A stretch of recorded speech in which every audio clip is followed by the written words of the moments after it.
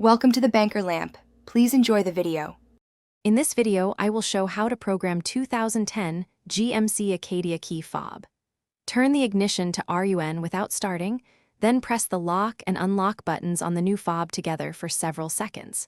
Cycle the ignition OFF and on as directed to enter programming mode, then press lock on each fob to register it.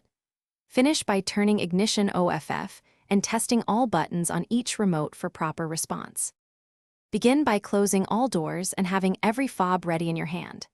Insert the key and cycle ignition to RUN then back to OFF, the required number of times to trigger programming mode using exact timing. When the doors lock and unlock signifying mode, press lock on each fob until you hear confirmation locks. Turn ignition OFF, remove the key, and test each button to ensure each remote is fully programmed and responsive. If you hit a snag, stay patient and repeat the exact ignition and button timing sequence, since timing errors are the most common cause of failure.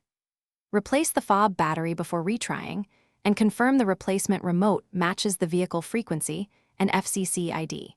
When multiple attempts fail, a dealer or certified locksmith can reflash or use factory equipment to program the module, ensuring the remote syncs properly with the Acadia's security. Thanks for watching. If this was helpful, leave a like and consider subscribing. See you next time.